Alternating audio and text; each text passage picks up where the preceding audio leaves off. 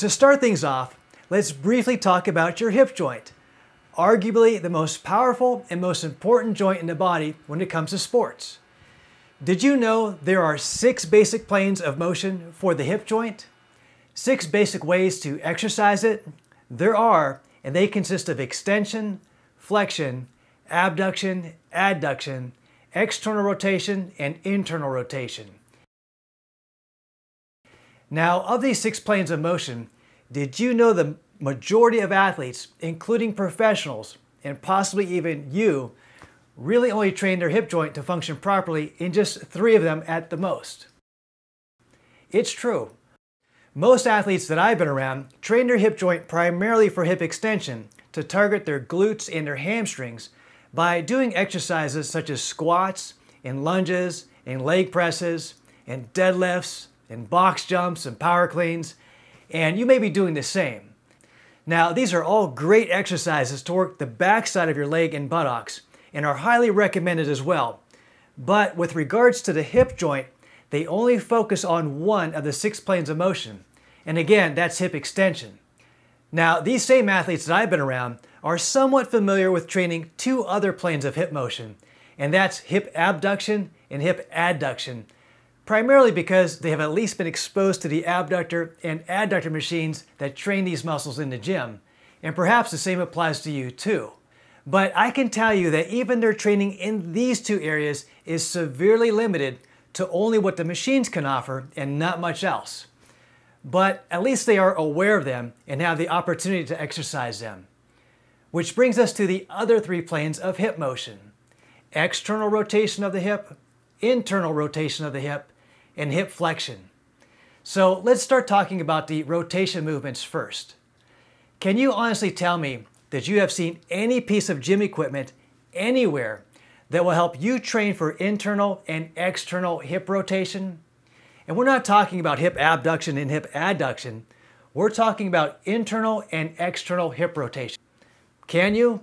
Because I've never seen any such piece of equipment. And if they do exist, they are not very popular, to say the least. So my guess is that since this equipment is missing from most gyms, you too have probably never once given any thought to training your hip joint for internal and external rotation. Ever. And that's 2 planes of hip motion out of 6, or 33% of hip joint function that you are completely omitting. 33% of hip function missing from your training routine, and up until now, you were probably wondering, what more can I do to get better? Well, I think you at least have some idea now. And just take a guess what having strong internal and external hip rotator muscles just might help you with. That's right, one of them is running, especially your change of direction and reaction speed, as seen in this clip. Okay, to determine whether or not your hip is undergoing internal or external rotation, all you need to do is look at the position of the feet. If they are pointing outward, then your hip and thighs are externally rotating. And if they are pointing inward, then your hip and thighs are internally rotating. With that in mind, let's first take a look at this athlete run backwards and then change direction as seen in this video.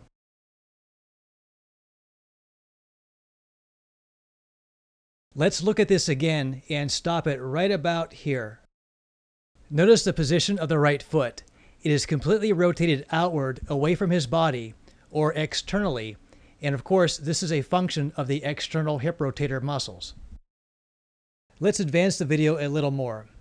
With the right foot now on the ground, the player's right external hip rotators are now near maximum contraction, and this will in turn place the internal hip rotators on the same right side near their maximum stretch.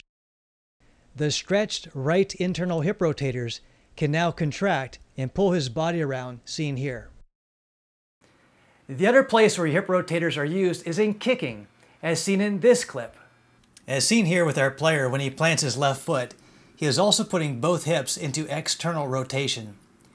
Now, looking at his left foot first, we can see that it is pointing outward, away from the direction that the front of his hips are pointing. And this is caused by the contraction of the external hip rotators, which also stretches the internal hip rotators. Now, if we advance the video a little, we can see the same thing happening with the right foot. This too is caused by the contraction of the external hip rotators and is necessary to help his foot make proper contact with the ball.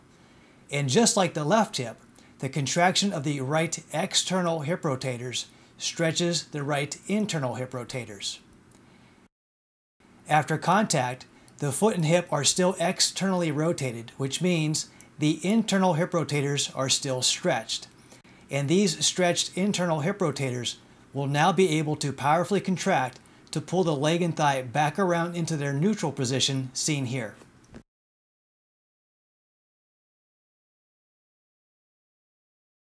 The sixth and final plane of motion for the hip joint is hip flexion. And you are probably already aware that hip flexion is the opposite of hip extension. And you probably already know, or at least have performed some exercises for your hip flexors, such as sit-ups and hanging knee raises. But here are a couple of things that you may not have known about your hip flexors. First, there are 7 of them that flex the hip joint on each side of your body. And contrary to what some people believe, these muscles aren't tiny and small, but rather they are the longest muscle group in the body.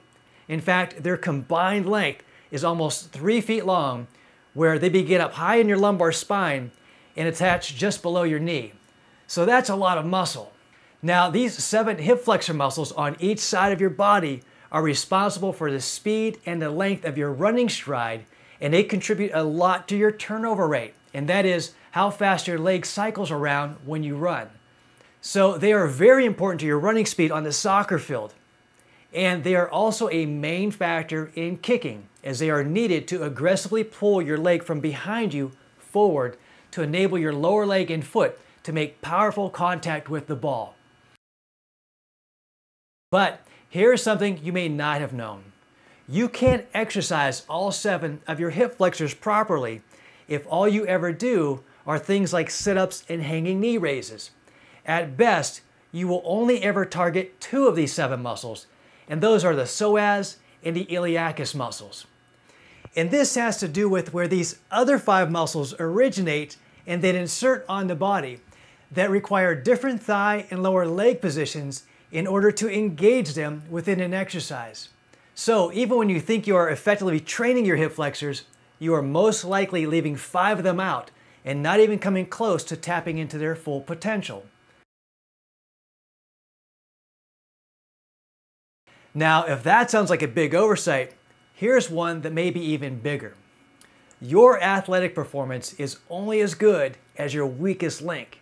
And what that means to you and your body is, if one muscle group, such as your hip extensors, where your glutes and your hamstrings are on the backside, if those are more developed than the counterpart, such as your hip flexors on the front side, your body's own built-in self-defense mechanism will be forced to find a way to prevent injury to these weaker hip flexors, just so they'll be able to keep up the pace. And it will do this by automatically shortening your stride or forcing you to return your foot back down to the ground sooner than you are hoping for. And that's a big problem to have if you are looking to figure out a way to run faster. And since it's a self-defense mechanism inherent to the brain, there won't be anything you can do about it to override this mechanism. And worse yet, it will feel completely normal to you. And that means that all of the hard training that you may be currently putting into the backside of your hip for your glutes and your hamstrings will not be as helpful to you as you are led to believe, simply because your brain and body knows better than you and is doing you a favor by shutting other muscles down sooner to prevent injury to them because they are too weak to keep up. So what we need to do then is completely strengthen your hip flexors to counter the strength of the powerful hip extensors, so that they both can function at optimum efficiency. And when you do this, you're going to find yourself running more dynamically with less stress and ultimately much faster, which is what everyone wants. Plus, since the hip flexors play a major role in kicking, your power and distance will naturally increase as well. And of course, we have an exercise here to help you increase the strength within these muscles.